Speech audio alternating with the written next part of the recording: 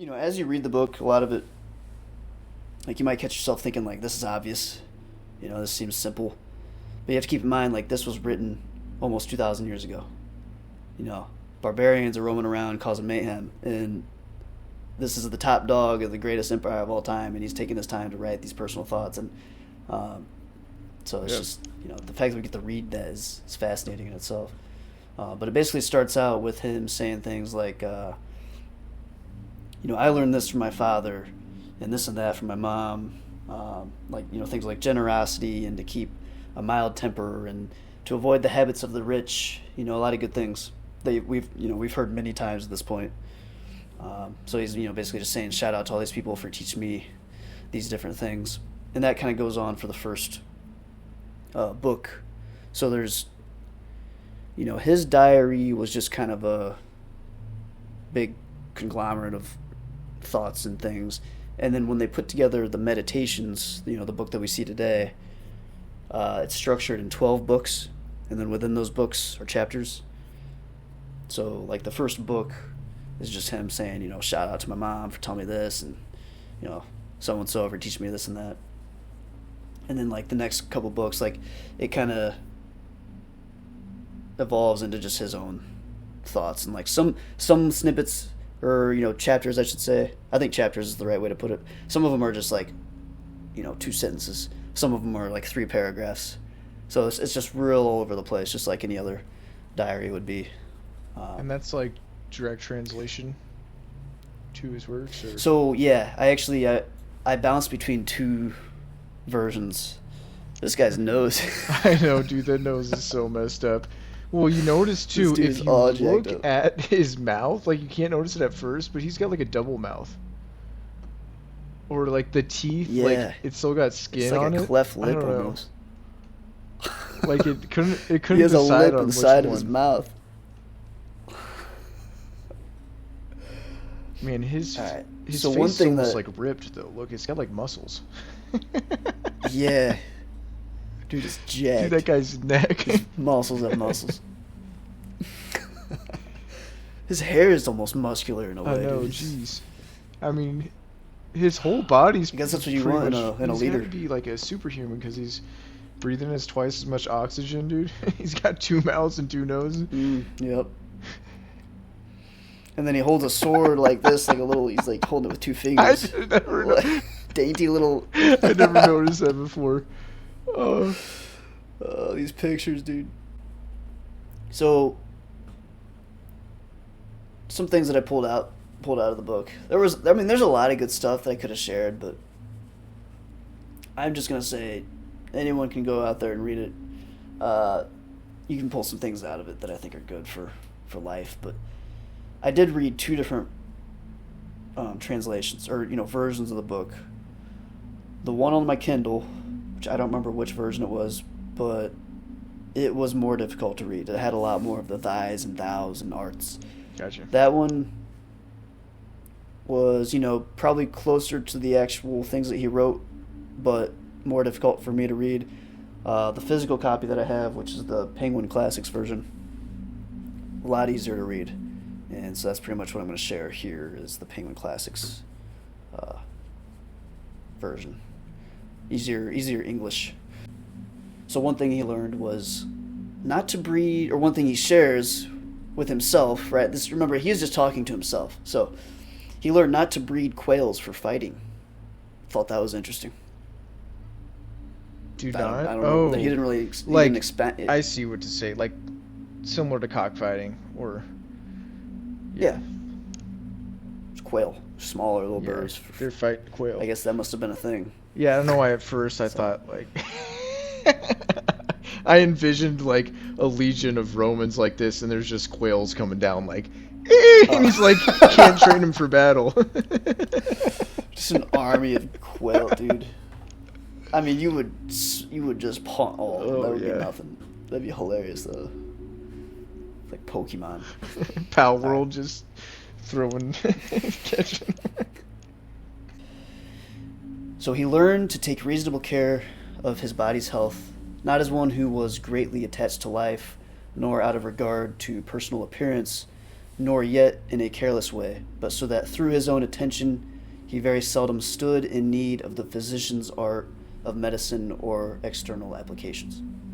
So he's just saying, be in good health, or take care of your body, but not because you want to look good, not because this or that, just because like the efficiency of life. I don't want to have to go to the doctor or have to take medication or whatever.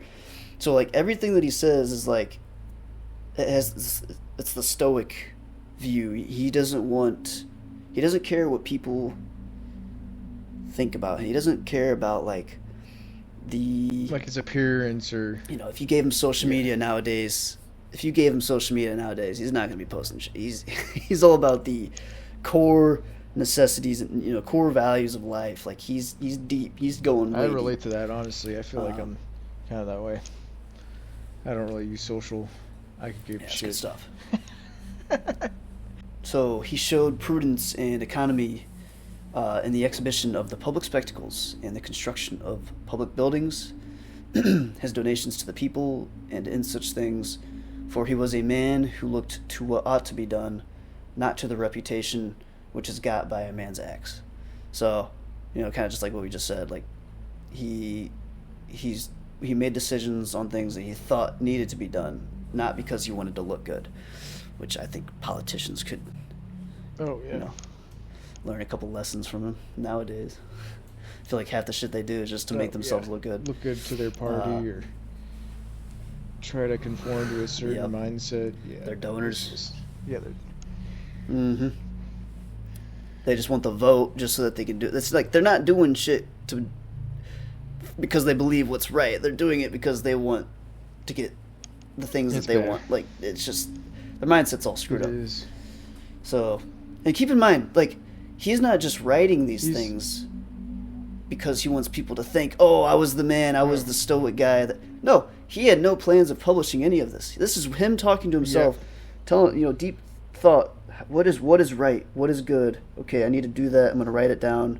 So, it's not like because I can go out and tell everyone like, yeah, I'm doing this because I'm a great Stoic. Like, okay, it's like if you tell people, if I were to tell people I'm humble, right there, I'm going against what being humble is. I'm like flexing that I'm humble, which is not humble, So remember how long you have been putting this off, how many times you have been given a period of grace by the gods and not used it.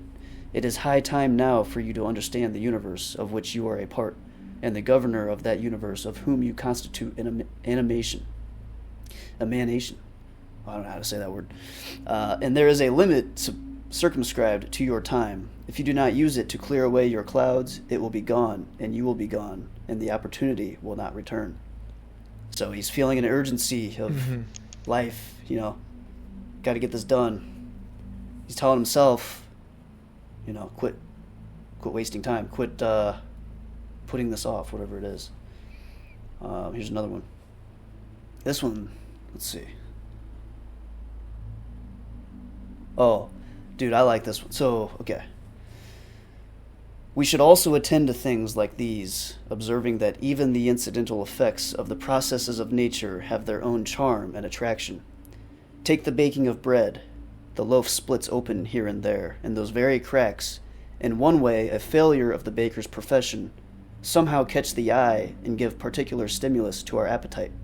Figs likewise burst open at full maturity, and in olives ripened on the tree the very proximity of decay lends a special beauty to the fruit.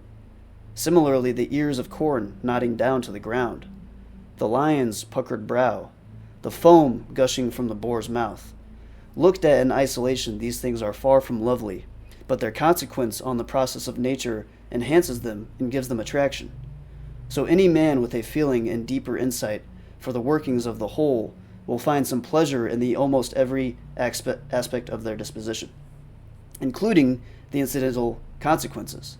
Such a man will take no less delight in the living snarl of wild animals than in all the imitative representations of painters and sculptors. He will see a kind of bloom and fresh beauty in an old woman. Dude, that just I'll kept stop going. right there on that one because he goes a little bit deeper on that it. hit. But dude, I feel that one. That went deep. Damn. Yeah, a lot of them go long. Yeah, dude. So here's something I can relate to recently is I keep seeing these girls in my gym that are just altering their appearances.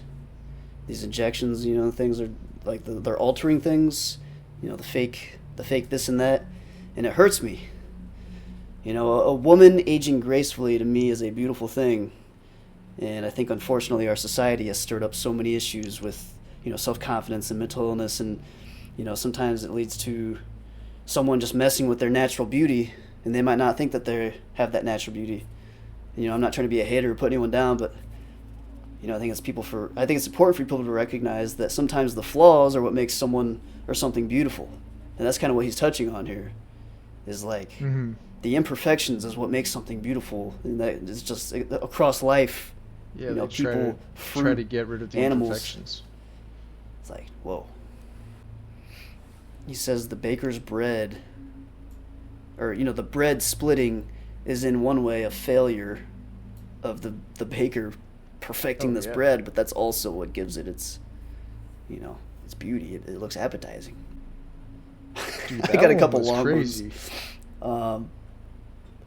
This guy is. This is where he really thought about some shit. Yeah. All right, bear with me on this one, dude. We'll see where this goes. So, do not waste the remaining part of your life in thoughts about other people when you are not thinking with reference to some other aspect of the common good. Why deprive yourself of the time for some other task?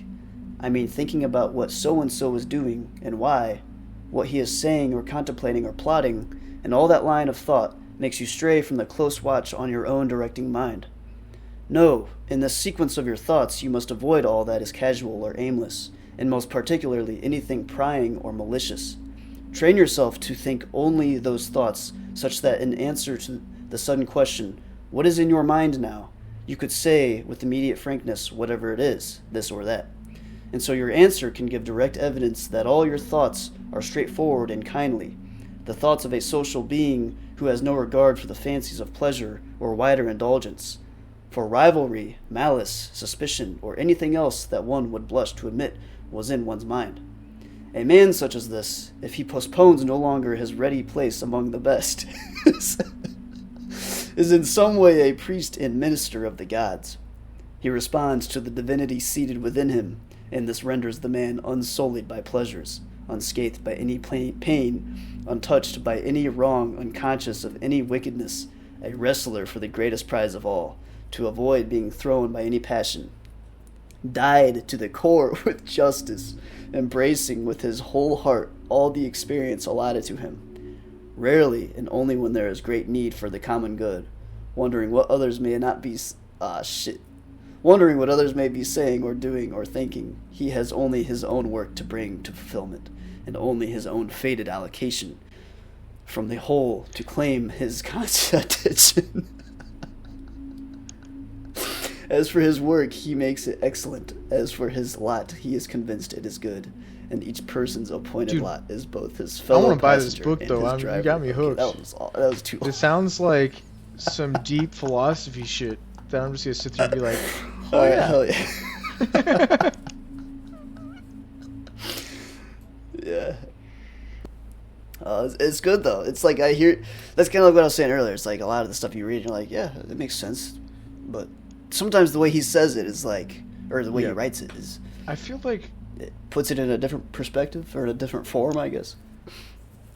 That one was kind of hard to follow. I had a reason for putting that one on here, and now I'm like wondering why did I don't remember where I was going to go with that one, but hey, it's good stuff. Not gonna lie, at the beginning I totally. Did I lose you on that one? I kind of lost myself. It wrapped back, it came back. All right. Hey, we're having fun here, dude. Oh yeah. All right, I have two more here. These are both from book 3. So I'm just wondering, in the book, is it just firing off? Yeah. Left and right stuff from his journal, or is there like text not from his journal? It is. So there's little like notes and things along the way. Like there'll be like a little, a little symbol, and then at the bottom there'll be a symbol of like, there's a little history note of who this is or something like that. So that. And but I it's think all. that's, Other than that, it's straight from his journal? Yeah. Wow. Yep. Outside of like the intro and all that stuff, yeah, it's 12 books or 12 books. Is he cited as the author? Yes, Marcus Aurelius Meditations, but then I guess each version is like, translated by. I see. Yeah, an introduction by so and so. But yeah, this is all him. So here's two more. Or here's one. So discard all else and secure these few things only. Remind yourself, too, that each of us lives only in the present moment, a mere fragment of time. The rest is life past or uncertain future. Sure, life is a small thing, and small the cranny of the earth in which we live it. Small, too, even the longest fame thereafter, which is itself subject to a succession of little men who will quickly die, and have no knowledge even of themselves, let alone of those long dead. So he's just like, live in the moment. Dude, yeah. Fame's not even gonna last. Like, why worry about fame? It's not gonna last. Like, not just in yourself, but also the people that know about you are gonna pass too, and all of you. It's just your entire existence is gonna pass. So it kind of don't worry about fame. It kind of reminds me of the 1-2 where it's just like every moment small, and like like basically any moment that's good or bad has an end and a quick end, and there's always another one to follow, Yeah. Yep. So don't get caught too Life much passes in the moment. And the future is uncertain. Yep. Enjoy the moment, but don't get too caught up in it. Yeah. Exactly. That's a good one to live by. I always try to say on don't think about the bad times philosophy, and if you do that, I think you're good. I remember one time, I have like, my emotions have always been weird, but I've kind of figured out that I was like angry at someone. I was like, why am I really mad? I was like, it doesn't really fucking matter. Like, this is just a little, like, misunderstanding, or I don't really kind of check yourself for a second. You're like, wait a minute, this doesn't matter. Yeah, like one night I was like pissed, and I was like, sometimes. Yo, what the fuck am I doing right now? Why am I mad? And I basically just got pull myself out of that mindset. Yeah, dude, it's good that you can realize that. For me, it's like sometimes I'll be making up something in my head of like, I could make up a story in my head and get mad about it. I'm like, wait a minute, what am I doing right now? Like, I'm wasting my time thinking about something that might happen. And it's like, this hasn't happened. Like, an argument with someone that I might have. And I'm like thinking about how this could go. And then I get upset about it. It's like, it wait, doesn't even happen. What am I doing? I've lost my mind. Maybe I'm just like if I'm watching a TV show, I'll get too attached to like something that upset me in the show. Like I'll be like thinking about it like overnight, like why the fuck would that person cheat on them? Like that's some bullshit or something, just some random shit. Yeah. Like I can't believe that guy died in that movie. Or I don't know. Yeah. If you set yourself to your present task along the path of true reason, with all determination, vigor, oh shit. If you set yourself to your present task along the path of true reason, with all determination, vigor, and goodwill, if you admit no distraction, but keep your own divinity pure and standing strong, as if you had to surrender it right now, if you grapple this to you, expecting nothing, shirking nothing, but self-content with each present action taken in accordance with nature and a heroic truthfulness in all that you say and mean, then you will lead a good life, and nobody is able to stop you.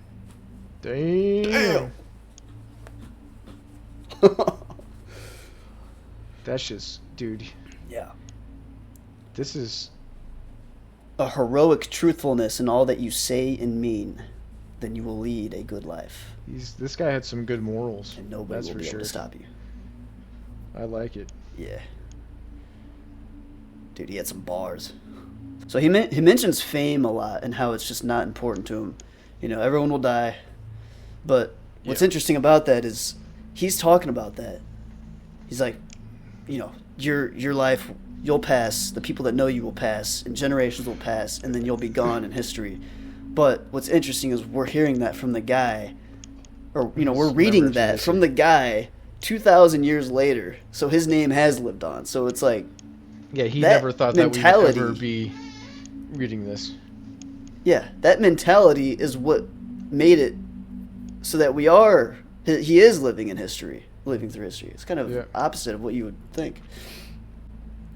So, yeah, the Stoic, he didn't want to share this with anyone. He didn't want to publish this book for fame or money or anything. It was just him talking to himself, like trying to come up with what is good, what is right. Yeah. And saying like fame doesn't matter, but then that exact thing is what has made his name live through history. Why am I like remembering something that's like good or not, there is no try or something like that? Oh. Like you could be like he didn't try to be famous. Yeah. So there is no try in being famous or not being famous. Is that are you thinking of that Yoda quote? Do or do not, there is no try. I don't know, dude. I could be making this shit up. Is that Yoda? I don't know. Oh yeah, do or do not, there is no try. Yeah, that's Yoda, dude. Is that Yoda?